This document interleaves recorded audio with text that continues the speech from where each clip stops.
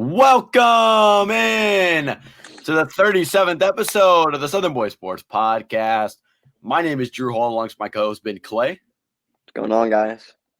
We are back, episode 37. First and second round of March Madness has concluded. We are recording March 21st, a little later than we usually record, but we are here nonetheless. Been fun, exciting week of March Madness. Spring break just wrapped up for us, so we're back on the grind. But before I ask you how your week has been, if you're watching on YouTube, look at this sweet hat I'm wearing right now. Auburn University Traditions hat. And, you got to make sure, go use the code over at universitytraditions.biz. Code SBS15 will get you 15% off your purchase. University Traditions, great to work with and all that good stuff. We're giving away a Texas A&M hat. We gave one away over on Twitter. So make sure to stay tuned for more giveaways and more fun stuff like that. So congratulations to the winner over there for that College Station hat there. But Ben, been a loaded spring break. It was a fun week, fun March Madness week, pretty good weather, pretty cold, but we can live with that. I got a little trivia for you on the other side, but go ahead and tell you how your week's been. Oh man, well, it's kind of like this week's like a clash of everything. We got real life baseball going on. We got a bunch of games. We got the World Baseball Classic. We got March Madness. It's been a good week. It was a good spring break. It felt longer, but I was still doing stuff, so it felt nice. Yep. And baseball season's up, and I'm ready to get into that. Hey, me too. World Baseball Classic has been an absolute blast to watch. I saw a graphic about the ratings between the regular MLB and the World Baseball Classic, and they're up just an unbelievable amount. Yeah. The thing is, though, you're getting people from other countries, a lot of people who don't really watch baseball maybe wanted to see their country play. If you're a Canadian living in New Hampshire, you really don't have a ton of interest watching Astros Yankees in the ALCS, but you want to see the Canadian national team, Freddie Freeman, play the USA. Maybe you tune in and watch that game. So a ton more viewers. The South Korea versus Japan game, the World Baseball Classic, got 70 million views. The 2022 World Series got 12.5 million. That graphic and stat, the game day, they do a bunch of baseball stuff over on Twitter. So, yeah. But this isn't a baseball podcast. This is a football podcast. And by the name of the episode, by the thumbnail over on YouTube, if you're watching there, spring storylines and QB battles. It's that time of the year, Ben. Late March. Some QB battles, some fun storylines. I scanned the internet, found a pretty good article from CBS Sports, and I came up with a few on my own. So it's going to be fun. We'll run those by each other, discuss them, and get out of here for episode 37. But Ben, before we start, we have got quite the interesting stat trivia for you here. Okay, in front of me, I've got the top 10 games in top 10 games by TV ratings in the round of 32. Okay, So highest, number one, obviously being the most watched game, and number 10 obviously being the least, well, not the least watched, but the number 10 most watched game of the round of 32 weekend. So obviously 16 games played, only 10 games on this list, but you get 10 guesses. Okay, for every guess you do not get correctly, that is just a guess off. So you don't get a guess over and over and over again. You get 10 guesses, 10 slots. Right. Go ahead and fire it up. Start firing? Yeah, go ahead. All right. Arkansas and Kansas is definitely one of them. Arkansas and Kansas is on this list. All right. Yes. That was number 2. Let me know. Are you gonna number 2? It's on the board there. Yeah. Ooh. Number 2 most watched game of the weekend with 9.5 million views, a household ranking of 4.93. I guess we can just go back and forth a little bit about what you saw out of the game, but not too long. We got to get to this college football talk, but it was a really fun game. Eric Musselman went shirtless like Patrick Beverly on the table. The ending for Kansas is the worst way to go out. Yeah, it's tough. Jalen Wilson was supposed to miss the free throw, and he made it. He banked it in. Yeah, it was bad. So terrible. Yeah, I would be quite frustrated with that one. But Yeah. yeah, it was a fun game to watch. I had Kansas going all the way, so I probably shouldn't It's a have. rough one. Yeah, because I knew the stat about people going back to back, and I said, you know what, they got it, and they lost in the round of 32. They did So not get it. yeah, so I was wrong on that one, but yeah, number 2 most watched game this past weekend. Ben, let's keep going down this list. Okay, that's good. Puts things in perspective. For sure. I'm gonna go Kansas State and Kentucky is also one of them. Kansas State and Kentucky is actually the next one on the list. Number 3 on the list. I'm missing number 1. 9.4 million views, a win of the purple and white Wildcats and a household rating of 5.07. Jerome Tang and company get the job done. I was excited. I'm a Tennessee fan, so it was good to see the Cats go down. But yeah, overall, Oscar Tshiebwe had an excellent tournament. No hate there. He had an absolutely phenomenal game. So, overall, really fun game to watch. And number 3 on the list, good pull there from Ben. Did you see what I'm gonna have to find it now. Why am I forgetting who Tennessee's play? Who do y'all play next round? We play this week, FAU. like Thursday. You see what their coach said? Yeah, we're gonna have to get ready for whatever rugby rules. Rugby rules, yeah. That's wild. I mean, okay, called being physical, but we've got 3 round of 64 games on the list. So you just lied to me. Yeah, well, okay. To be fair, they're the bottom 3. I'll give you that much. And I wasn't really paying attention, but it's not okay. They're not that hard to they're not hard to decipher at. Like you can easily. They're 3 of really some. Okay, I'll put one in there. Purdue FDU is that one of them? Purdue FDU coming on. Yeah. Number 8 on the list. 4.3 million viewers total. 2.18 household rating. And man, can we just talk about it?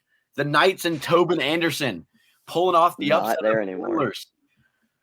Man, Tobin Anderson off to Iona. Man, Ben, we just skipped town. We just had Jim Masano on, obviously a pretty good Iona insider, and he was talking about Rick Pitino probably not going to leave, all this, but he ends up leaving for St. John's. So he's in the Big East now, and yeah, Tobin Anderson headed over to Iona. I messaged him about joining the podcast.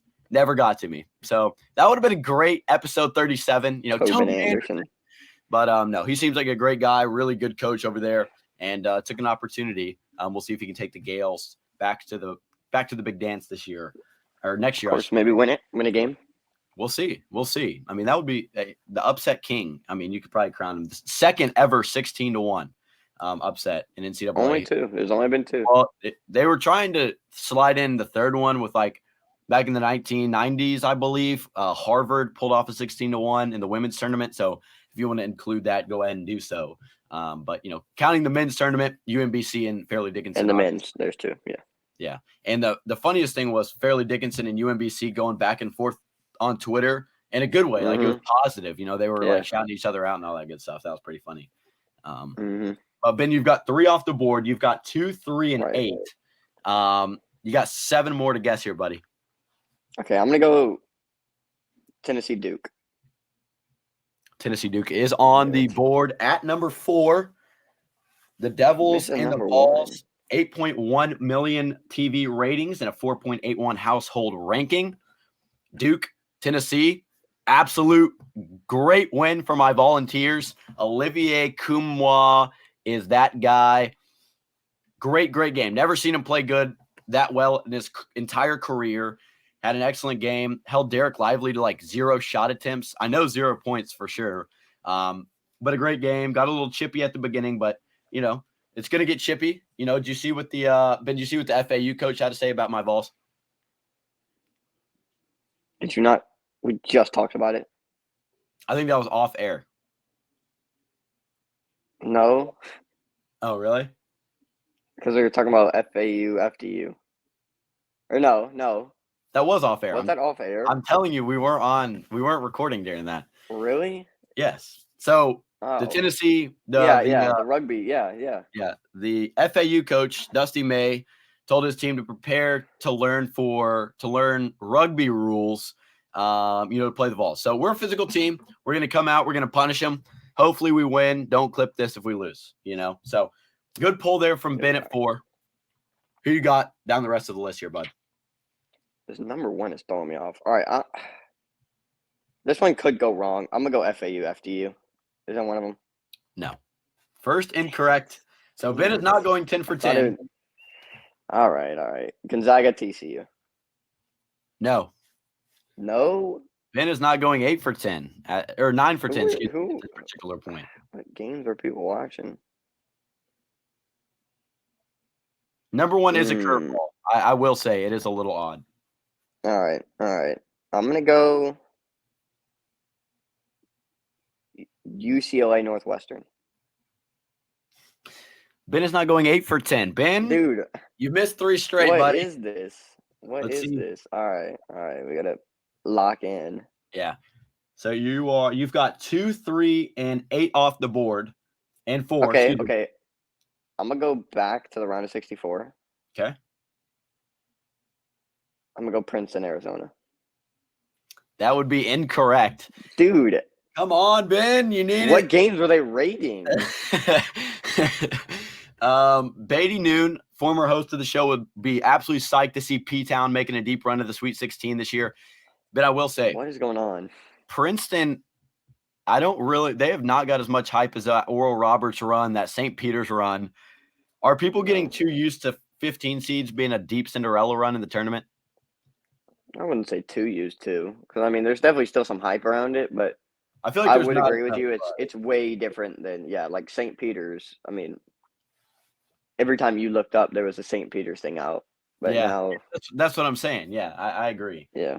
So we'll see. I don't think they're too used to it.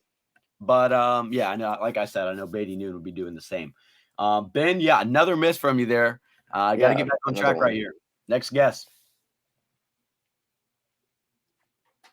Okay, wait. So what am I missing? I'm missing 1. You're missing 1, 5, 6, 7, 9, and 10. Oh man. Number 1, I don't think you'll guess number 1. It's honestly it kind of threw me off. It was a good game though. All right. I had to turn this one on, so I'm gonna go with it. Give me Michigan State Marquette. At the number 1 ranking of the TV ratings this weekend, Michigan State Spartans taking on the Marquette Golden Eagles. You know what they say. January, February, Izzo. Tom Izzo takes his Spartans to the Sweet 16, the 7th seed to take on Kansas State. 10.9 million TV ratings and a household ranking of almost 6. So people were high on this game. It went down to the wire. Izzo and Smart battling it out. And it was honestly a really fun game. So our buddy Max had Marquette going all the way for whatever reason known. I have no idea. A smart reason. Yeah. So, Shaka Smart. I butchered that so bad. I was going to say Shaka, not a smart reason, but I fumbled the bag on that one. I could have executed it a little bit better. Yeah, just scrap it. And ultimately, Marquette goes out in the round of 32. So, that is the number 1 team, or excuse me, the number 1 matchup off the board. So good pull there, Ben. You got, I think, 4 more guesses here. Wow. Okay. And I'm missing 5, 6, 7, 9, 10. Okay, I definitely don't have 4 then, because then I'd be 10 for 10 if I got those 4 right. I'd say I got 2 left. I think I have 2 left. Okay. I'm missing 2 round of 32 and 2 round of 64. Well, you got 5, 6, 7, 9, 10. So you got 5 more. Oh, wait. Is 7 32? Round of 32? Yes. Okay. I think Texas, Penn State. Good guess. That is the number 5 game off the board. There we go. A good one. I liked watching Penn State. If you follow the Southern Boys Sports Twitter page, which if you're not and you're watching on YouTube, it's right above us. And if you're listening, it's at @so_boy_sports. So if you follow that over there, high on Penn State making a run this March. I liked what they had. I like Seth Lundy. I liked Miles Dredd. I like Micah Shrewsbury. And I know Shrewsbury has been in, conversations with like Notre Dame to become their next head coach. And he came from the NBA, very successful coach. And I like what he's got going on. So ultimately Longhorns pull it out in the number 5 ranked game per TV ratings at 6.6 million views. 3.48 Yeah. household rating. So Ben, you've got 6, 7, 9, 10, and you got 2 guesses left. I definitely don't have 2. I have 1 guess left. Okay, 1 guess left. All right. 9, 10. Do I have?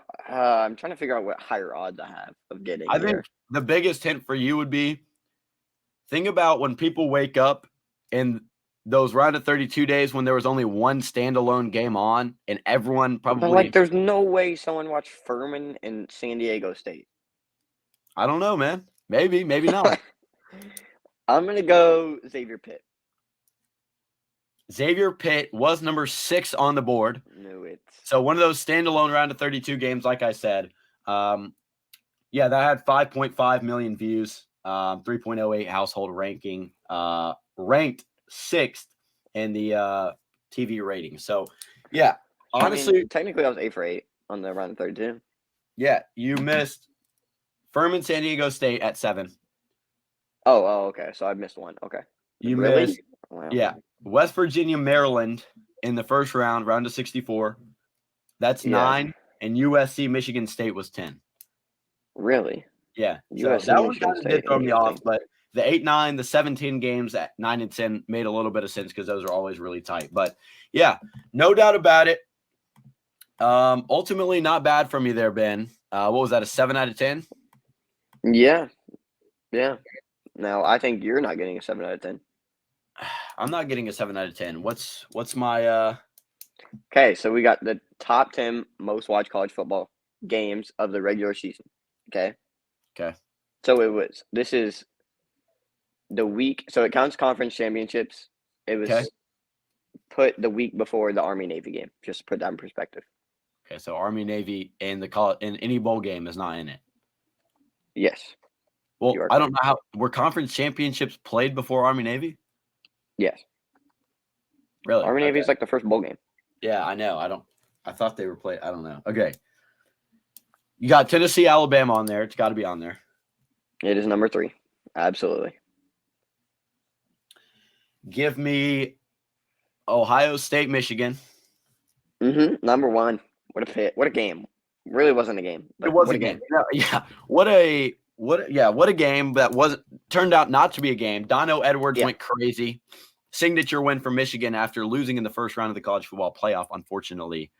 God, remember the national championship live stream that just went awry after TCU could just not keep the game close? That's so terrible. Quite brutal. Yeah, it was brutal. Okay. Give me I'm gonna miss a couple big ones because it's been such a long time. I mean, not such a long time. Of course. Give me LSU and Georgia in the SEC championship. That is number 4. Number 4. Okay. I guess SEC championship, people have to turn it on, but it really was not a game. It was not a game. Not even. Yeah, it wasn't even a game. Yeah. Okay, that's a decent pull there for me. It is. That's one that you can use. That puts things in perspective. Yeah. So what am I missing? 2 and You're missing 2, 5, and down. Yeah. You have 1, 2, and 4. Okay. Give me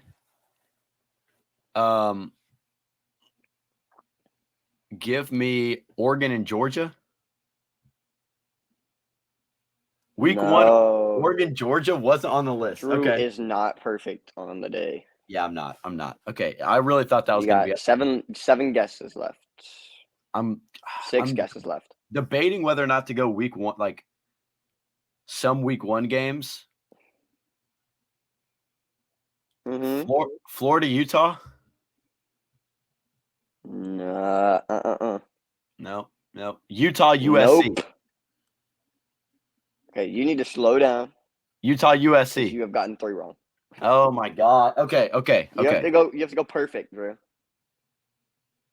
But I feel like you also gave me a few guesses, so I'm gonna give you like what you got 7 more. 7 more. I mean, I feel like I did pretty. LSU. There's one you should definitely know. Okay. 2 you could get. And then the other ones they were good games. LSU, Alabama. No.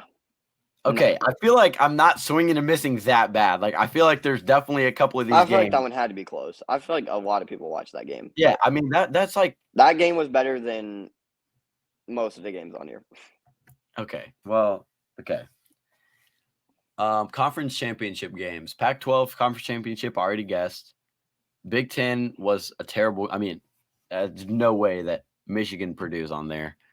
Who was in the ACC championship? Clemson and North Carolina. Clemson and UNC.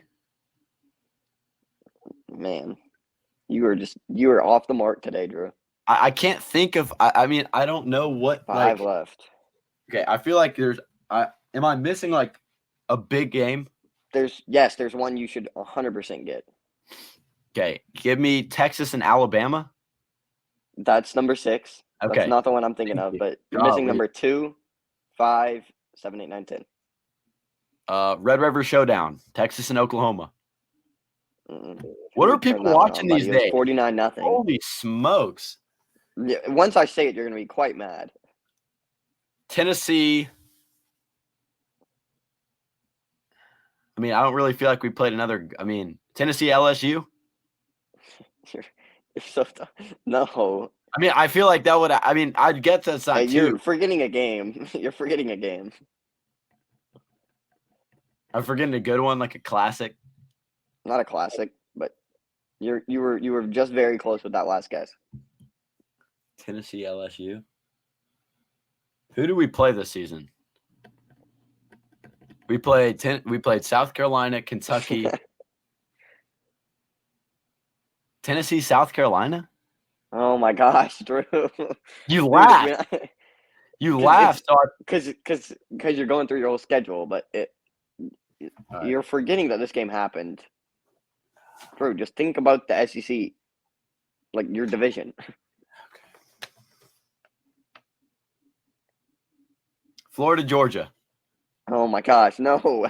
How is the Florida Georgia game not on there? Drew, okay, Tennessee, Georgia. Unreal. I'm an idiot. There you go. Tennessee, Georgia. Number 2. There you go. Okay. All right. Golly. Okay. So what? Just give me one more guess. What do I have? You have 1, 2, 3, 4. What am I missing? Okay. So 5, 7, 8, 9, 10. 5, 7, 8, 9, 10. Last guess. 2 of them you were on the right track. 2 of them they're just kind of weird. I mean, Texas A&M, Alabama. No. I feel like that's always pretty viewed. I have no idea. No. Who am I missing? When I say Purdue, Michigan, you said it. Oh, that's rough. That's rough. Okay. No, the second one it's weird. Notre Dame, Ohio State. I was literally gonna say that. Yep. I was gonna say that game. Dang it. Okay. The next one, another conference championship, Kansas State, TCU.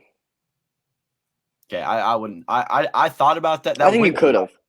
That went through my head, but I didn't think it was an early kick. I feel like not a prime time. I don't know. I just felt like that wouldn't. Yeah, because remember we were playing football. Yeah, and, we watched it at Martin's. So and we watched it at Martin's. Yeah. Yeah.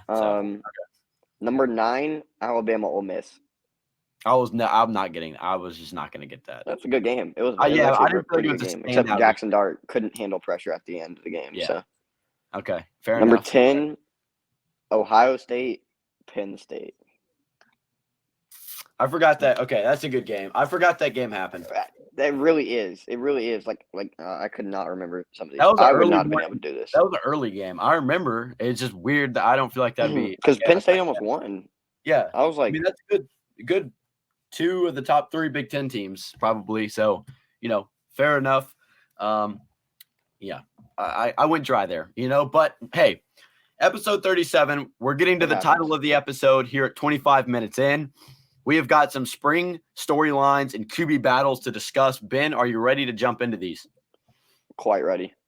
Let's jump in to QB battles. Let's get into some QB battles. Let's Uh-oh. start with Spencer Sanders, Walker Howard, and Jackson Dart Okay. battling it Yes, out sir. at Ole Miss. Should be a pretty fun QB battle. Obviously, Spencer Sanders transferring in, coming in from Oklahoma State, the Pokes. And honestly, a questionable transfer. We've mentioned it multiple times on the podcast. Very. Baffling, honestly. So, Ben, let's break down the battle. And, no matter how dumb it's going to make us look if we get this wrong, we're going to go ahead and predict the winner of it. So let's start. Ben, give me your thoughts overall on this QB battle in Oxford. Well, so it's clearly, I mean, I would say it's between Dart and Sanders. Howard, a redshirt freshman. I mean, maybe, but they'll probably want to develop him before he gets playing time. Maybe if both of them are having like a bad day, you could definitely toss him in there, and he's still a solid player for sure. Yeah.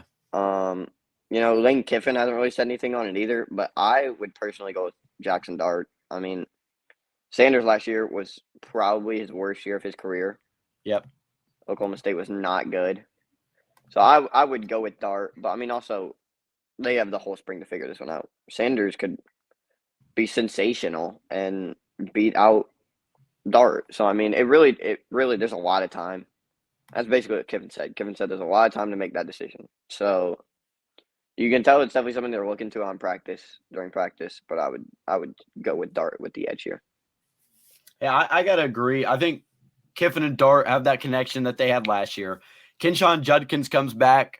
He's going to be comfortable with the guy, a younger guy. He will probably have a say. Right. He will probably have a say in this. He played with last season. I feel like it's definitely just a feel thing. Like if just put yourself in their shoes, right? If I'm a quarterback and I'm coming into a situation where they've already got their starter from last year, he had a relatively good season for being a younger player. He already played a season with Kenshawn. He already played a season with an NFL running back in Zach Evans and a great play caller in Lane Kiffin. You feel uncomfortable, right? If you're Spencer Sanders. Walker Howard, maybe not as much. You feel like your time will come. You're going to wait your turn, whatever. That's cool. For Spencer Sanders, your career basically relies on the decision that comes this spring. So you're kind of maxed out your eligibility. You only threw 17 touchdowns last season. I mean, he just didn't really have a great year. Not as great as a rushing year as we've seen in the past, although it honestly, it wasn't bad. But a 17-9 touchdown interception ratio, a below average Oklahoma State team that ended up playing in the Guaranteed Rate Bowl, just a very underwhelming Oklahoma State team that was led by Spencer Sanders. And all the blame falls on the QB. And although it's not always his fault, I'm going to have to agree with you here, Ben. I like Dart. I like what they've got going in Oxford. And I believe you got to go with Jackson Dart. But we're not in spring camp, right? Like you said, we're not Lane Kiffin. We're not seeing them practice day in and day out. We're not seeing their progressions in the weight room and all that stuff. And I mean, Spencer Sanders is a 23-year-old man, right? I mean, he's not like he's got the experience over Jackson Dart. He's seen pass rush, but look, Dart's seen SEC competition. He's been in the system. He's been with the guys that he's working with in the backfield and a couple offensive linemen that returned as well. So I think you got to go Dart. But man, it's going to be a fun competition. I think Howard's probably your last option here. Although he will be fun to watch come the future, obviously transferring in from LSU. So yeah, Ben, I'm going to have to agree with you here. Any closing takes on this Ole Miss situation before we move on? I think it'll be a good one. Looking forward to see what they name started this spring. Yeah, it'll be fun. And I think honestly, Ole Miss has got a chance to at least compete with a couple teams. And I mean, if you just think about who's going to make them, they could take the West. Yeah, you got LSU. Obviously, is going to be competitive this year, bringing back Jane Daniels and having a pretty solid team. Alabama is obviously always going to be competitive, always something a force to be reckoned with, if you will. But they are beatable. we'll see what Jimbo can do at A&M because it's a poop show over there. Yeah. Let's move on. Let's go to the Big Ten, Ben. You ready for a Big Ten jump? Let's go to the Nebraska Cornhuskers. Jeff Sims and Skylar Thompson. Honestly, like, you think it's not going to be that hard of a competition for Casey Thompson, who was there last year. He didn't have a great year, but Jeff Sims is a guy that he's not terrible, right? He had a solid career at Georgia Tech, and he's able to get out and use his legs a little bit. He's more versatile, I think, than a lot of quarterbacks out there. But, yeah, Ben? It's a weird one, you know. New head coach and Matt Rule comes in. I don't really know what his opinion will be. I'm not sure about that one. But Casey Thompson played at Texas some, started last year some. Solid quarterback. They definitely are looking for him to be more consistent. And then Jeff Sims, you know, he was a solid starter so far in his career. Nothing really that you love, but he's definitely he is a starter caliber quarterback, you know. Yep. So really, I think it really depends on what Matt Rule wants. If you want more of just like an athletic freak and can throw the ball wherever he wants, I mean, Casey Thompson kind of does that better. Yeah. But Jeff Sims is Jeff Sims. You know, he'll get the job done, and I would say in terms of experience, Jeff Sims has more of that. You know, they both have played multiple times, like a bit in their career, but I would say Jeff Sims is more experienced. Yeah, I think they're neck and neck, honestly, in a competition. The good thing about this competition is, or I guess the different thing about this competition, comparing to the Ole Miss competition, is you're having a brand new head coach, right? So you're not having Lane Kiffin deciding between last year's starter and a new incoming 23-year-old super senior from Oklahoma State who just went 6-7, right? So you're looking at kind of a clean slate. You're looking at a guy in Jeff Sims who started 23 collegiate games before coming to Nebraska. He's big. He's a big guy, and I think he's really comparable to Casey Thompson. Like, he's 6'4", 220. He can get out. He can use his legs. He's a junior, but I mean, I'm pretty sure he started all 3 years at Georgia Tech, bearing some injuries. Started 10 games his freshman season.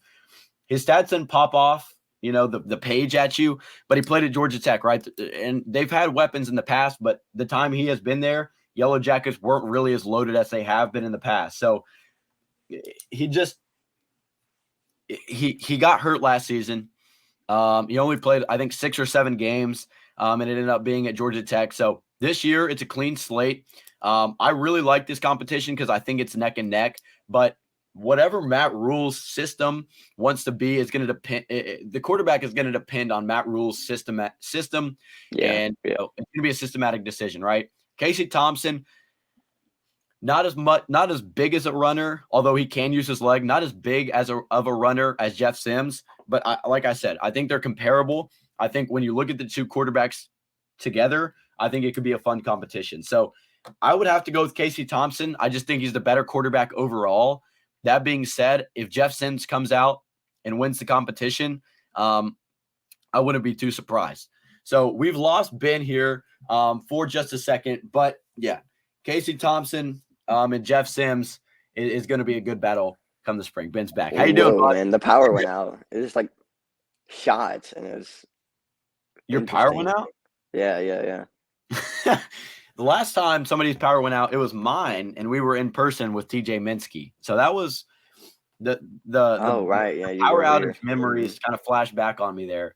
But yeah, nonetheless, hey, Casey Thompson, Jeff Sims, good storyline. We'll get back to Nebraska later on when we get to storylines. But yeah, I really like this one for sure. By the way, make sure to go check out the article from Dennis Dodd over at CBSSports.com. 23 things for spring college football teams, names, and storylines you need to know entering 2023.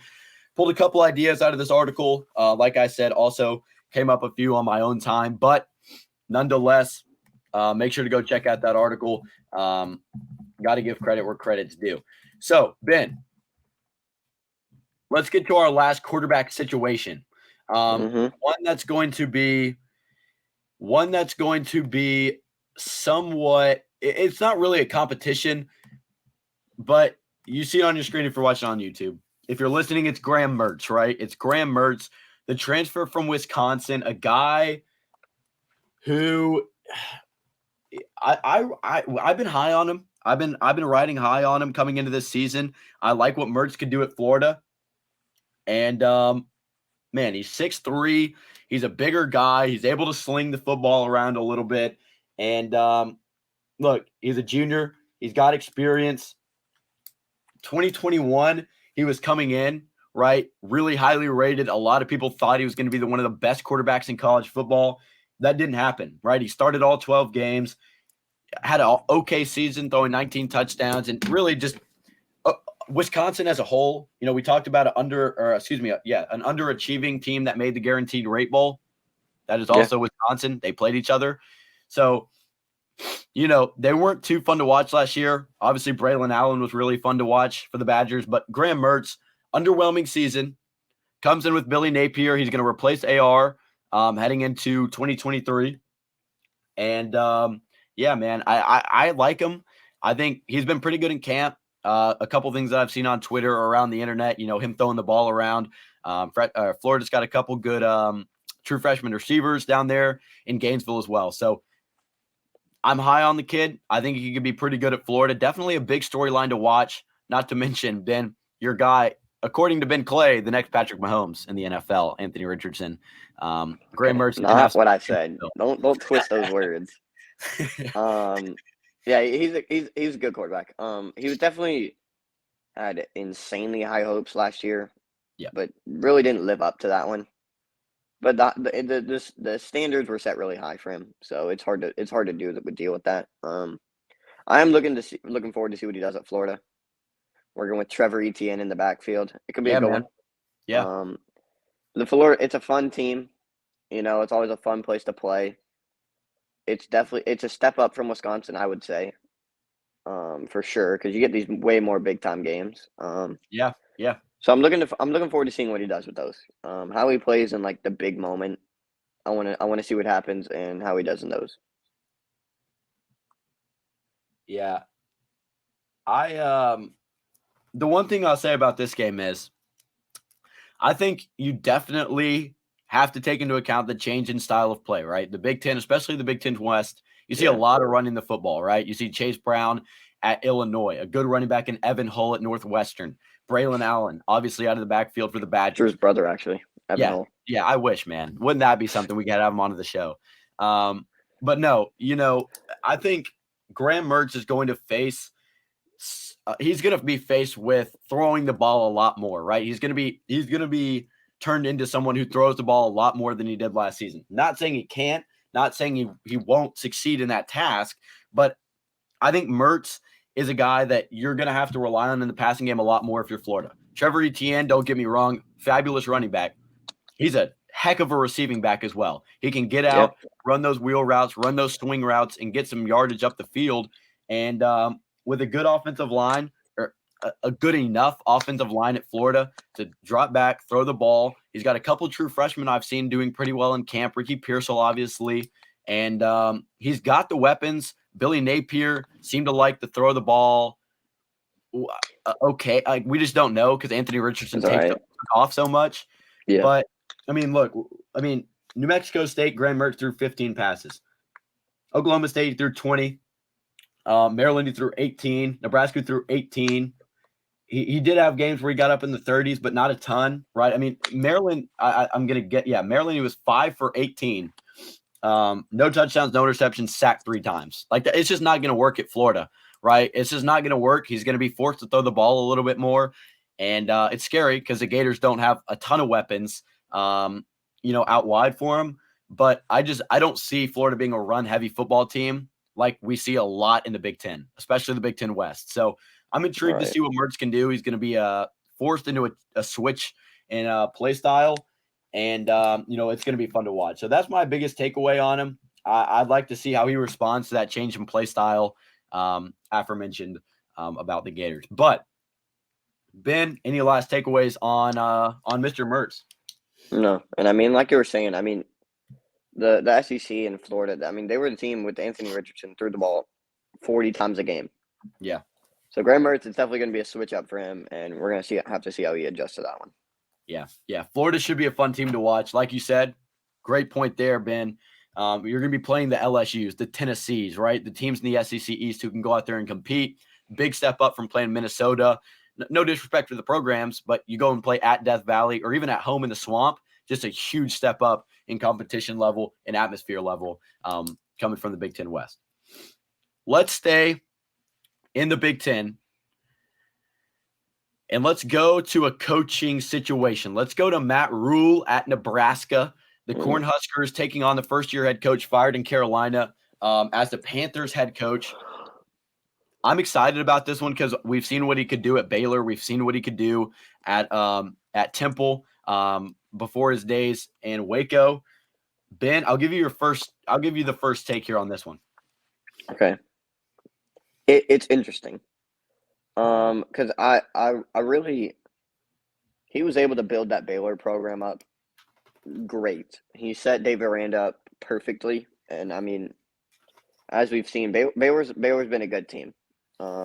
Last year wasn't really their year, but they've been a good team. So I'm interested to see what he does with this Nebraska team. I feel like recruiting wise, he could definitely get players. He could definitely get the people he wants. And with the players he has right now, I don't know what he'll do this year. But he will be a step up from Scott Frost, and I think with his coaching, it would get him those wins that Scott Frost couldn't pull out. You know? Yeah, and I mean, I don't think it's a bad thing, honestly, to have a not as good of a season as you wish, right? Yeah. Obviously, it's not bad, but I mean, his first year at Temple, they went 2-10, and by his last year, they were a 10-3 team. He had a 28-23 record. They went to the Military Bowl and won the game, which, I mean, obviously the Military Bowl isn't huge, but it's a pretty good bowl game for Temple. At Baylor, first year they went 1-11, came in almost dead last in the Big 12. Second year they went 7-6. By the third year they were 11-3, came in second in the conference and made the Sugar Bowl where they played Georgia and Jake Fromm. We're going to see what he does at Nebraska. He's got a 47-43 overall record. He's He's a pretty good collegiate head coach. Obviously, it didn't work out for him at the next level. But yeah, I'm excited to see what he can do with the pieces this year. We talked about their quarterback battle between Casey Thompson and Jeff Sims. It's going to be a grind to get this program back up to where they should be. But honestly, not terrible. Like you said, not terrible in the recruiting world. Because he's actually got a couple local guys, he's got a couple guys from here in Nashville. And they're a top 25 class per 24/7 composite ranking. So he's a great recruiter. Give this team time to grow, give Matt Rule time to get his talent in here, work it out. And I think he's going to be one heck of a coach at Nebraska. Ben, any other takeaways from Lincoln, Nebraska here in 2023? I'm excited for Matt Rule. And Nebraska fans, don't be down if you come out and go 3-9, 4-8, 5-7 this season. It's just one step up, right? You just got to take the steps up. You got to trust the process. We saw Matt Rule do it at his previous stops, whether that's Baylor, Temple, like I just mentioned. I think he can do it here at Nebraska because why not? Yeah, I agree. It might be a little bit of a mountain climb, but Matt Rule gets there, so we'll see what he does. Yeah, I mean, if you can take a 2-10 Temple team in the American Athletic to end up winning the conference in back-to-back 10-win seasons, I mean that says something. You got to admit that says something. So yeah, we will move on. We have got our next storyline. Let's stay at the coaching realm. All right, a coach that's obviously he's got all eyes are on this coach heading into 2023. Ben, I want you to guess who it is. Take a wild guess. Luke Fickell. No, but that's not a bad guess. Think about the coach that everyone will be seeing what he does this season. Jimbo Fisher. Are you saying new? Yes. Oh, okay. Okay. Okay. Okay. I'll spoil the surprise. His Yeah, name is I'm Dion oh, Prime that's Time fair. That's fair. Sanders. I don't know Coach how I Prime, blanked on that one. Coach Prime in Boulder. Ben, I know you saw the Southern Boys Sports Podcast tweets the other day about you got to earn your jersey number. Yeah, I Blah, know. blah. You're only getting single digits if you're a dog. And I mean, I straight up said number 2's off the board. Shadur is taking number 2, so he could not even be that guy this year, and he's taking number 2. So number 2's off the board. No, maybe he wouldn't. I don't feel like Dion's that guy. I mean, I feel like you. I mean, the thing though, I will say this: people are talking about you're starting your son. You can't say But anything have you about seen the thing where he was late to practice and then Dion actually did bench him in like yeah, the yeah, the and that's what I'm championship saying. game? Yeah. You've seen Dion discipline his son, right? I played for my dad in 11U baseball. Yep. It's Yep. not as easy. It's not the coach, it's not as easy as it thinks. Although, been back in the day, maybe some nepotism got to the infield of our old travel baseball team, if you know what I mean. Ben used to get hosed back in the day, shafted at second base What? with What do you Matt mean by that? Donlin. Like Ayers? Matt Donlin up the middle. That was Oh, some you serious mean? nepotism. Oh, yeah, yeah, yeah. Definitely was not. It's fine. It's fine. Yeah, we haven't I seen that. chose to take the bumpy road. We haven't seen that nepotism from Coach Prime.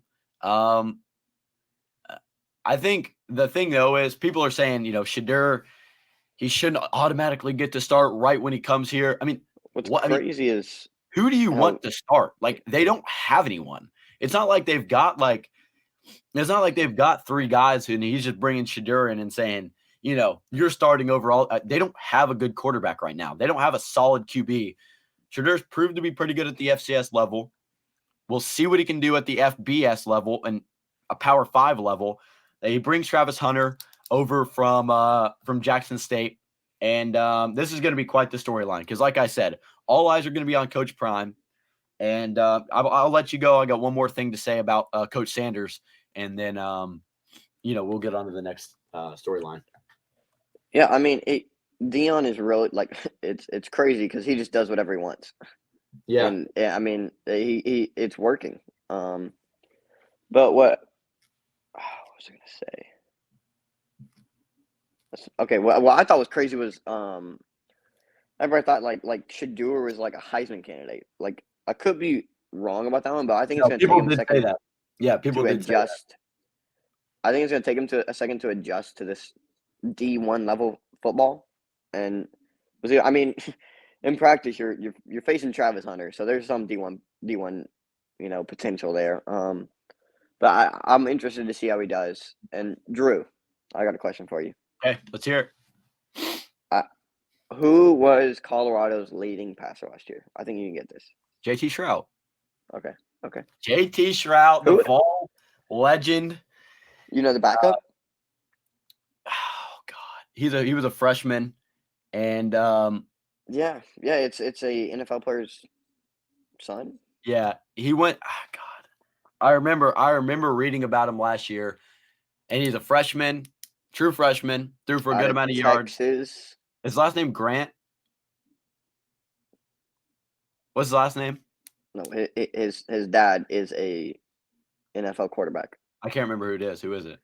It's Owen McCown. Okay, Owen McCown. Yeah, Grew up in that's Texas. right. Tried to give you the Texas hint with Yeah. Okay, I was close. I was on it. True freshman. So yeah, I mean, Wait, that's I Colt don't. McCoy. What am I? Wait, am I even saying that right? I don't think he's a kid. Josh McCown. That's what I was Josh confused. McCown. That's what I was thinking. But, yeah. But yeah, I mean, they just like the thing is like I don't know. Josh McCown. Excuse me, Josh McCown. O McCown transferred to UTSA. They don't really have anyone that is like you're going to start him over Shadur, right? So I don't know. I think all eyes will be on Coach Prime. I've said it multiple times. I think he could be a solid coach, and I don't think his play calling. I don't think his message. I don't think anything has to be that great. I think you bring in 2 or 3 okay. good It is offensive. What? It is his kid. Oh my God, Okay. it's All Josh right. McCown's kid. Okay. Good offensive and defensive coordinators, good supporting staff. All Dion has to do at Colorado to be successful is use his name, image, likeness, NIL, Yes, use for that sure. to his advantage. He was one of the he's a Hall of Fame football player. Yeah, he's had a great career. Everyone knows Prime Coach Prime. You Hmm. bring in a couple recruits, you get guys, you get a good recruiting coordinator, you get guys who can develop those. You don't even Coach Sanders doesn't even have to do anything super spectacular coaching wise, right? The Of X's and course. the O's don't even have to be spectacular. They have to be good, but you bring in good coordinators, you use your name, you use your, celebrity, your celebrity, Your what should name. just use your name to get kids in here. You're going to bring in big names, and ultimately, could be a pretty successful situation in Boulder. So, Ben, last take here on Coach Prime at Colorado. I mean, he has set himself up to have all the potential he needs. So he keeps recruiting like he is. He keeps bringing in transfers like he is. I mean, Colorado could be good. Yeah, certainly, certainly. We will see how they do this season. Let's get to a team that is also bringing in a new coach. Auburn, Alabama. There is a Mm, new head man in town, Hugh Freeze in the Auburn Tigers, a team coming off a non-bowl worthy season under Brian Harsin, who was ultimately fired. They brought in Cadillac Williams, if you don't recall, last season in Opelika County. But they are here in 2023.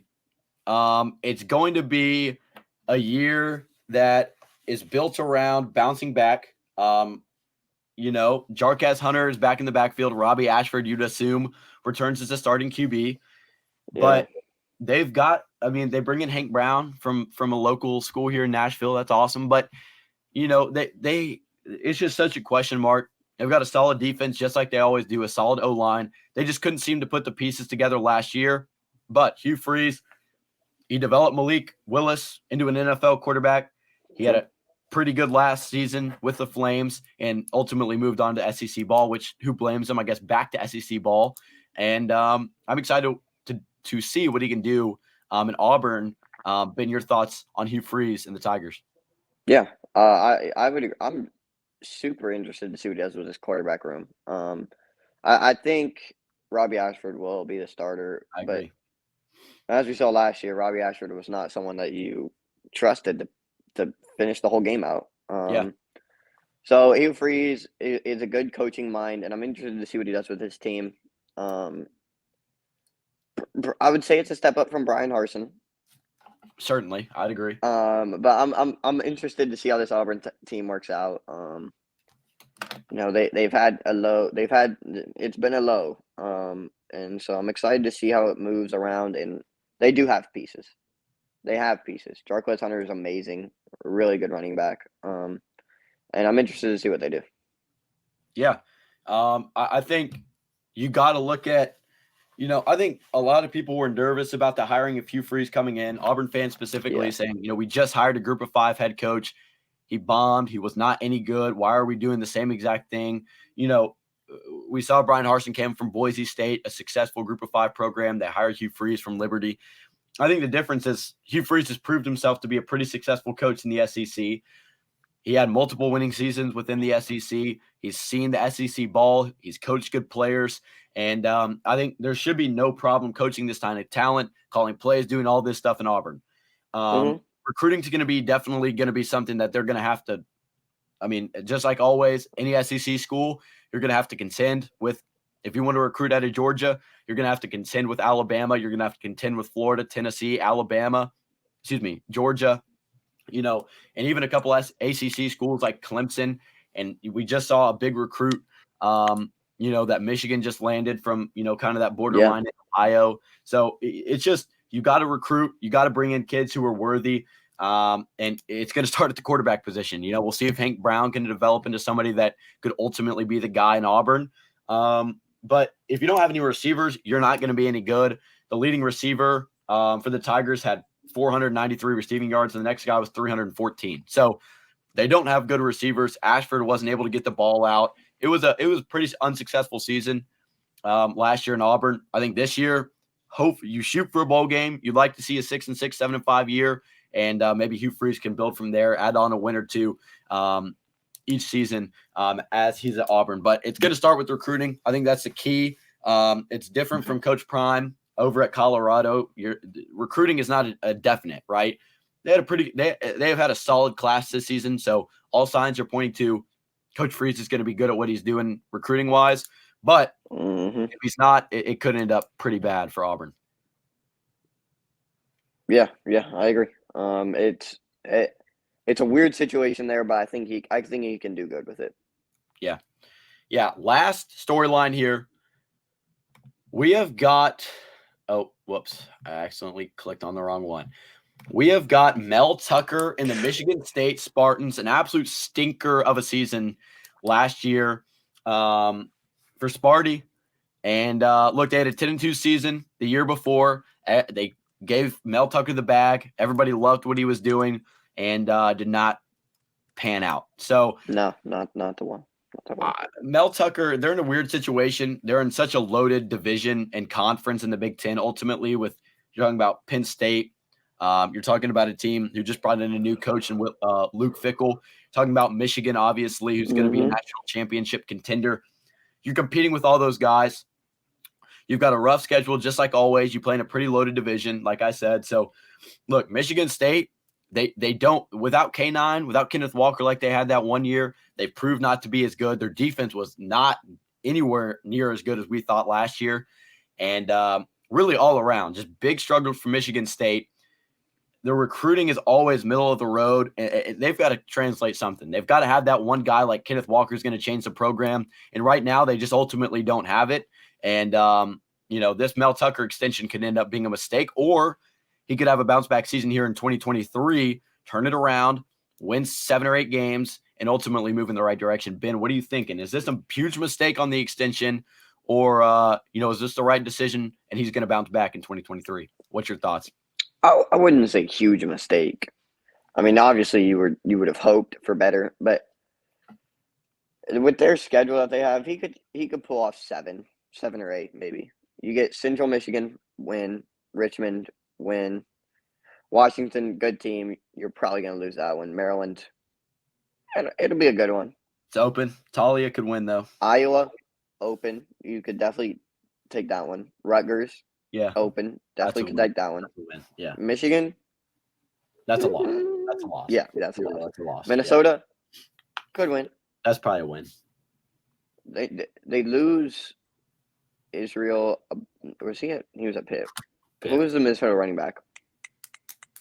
Mo Ibrahim. That's who it was, right? That's Minnesota. Yeah, Minnesota loses. Yeah, Minnesota. They lose Mo Ibrahim, right? No, don't think so. Oh, that's a loss then. I mean, Tanner Morgan is gone, to be fair. So, I mean, I don't know who they're going to start at quarterback.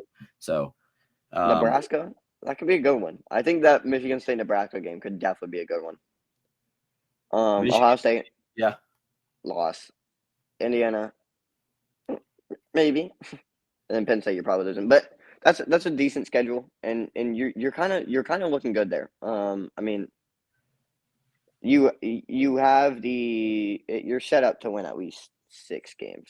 They should be a bowl team. If they're not, then yeah, I would say the massive extension might be a bit of a not the smartest move. Yeah, Mo Ibrahim is gone, by the way. Good call there. Okay, good.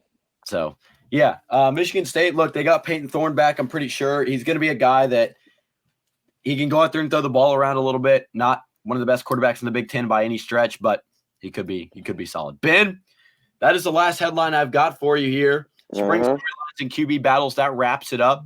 We're going to be just over an hour more than likely, but if you were listening, cut it out. Thank you for making it all the way here. Make sure to leave us a 5-star review. Follow our socials. That will be linked down in the description. Instagram is at Southern_boy_sports_pod. And Twitter is going to be at @so_boy_sports. We appreciate you tuning in to episode 37. We are treading water. We're moving closer toward that college football season of 2023. Ben, any objections before we get ourselves out of here? No, I'm set. All right. Thank you for tuning in to the 37th episode of the Southern Boy Sports Podcast. Make sure to use code SBS15 at universitytraditions.biz. Follow them on Twitter and do all things over there. Same time, same place next week. See you, boys.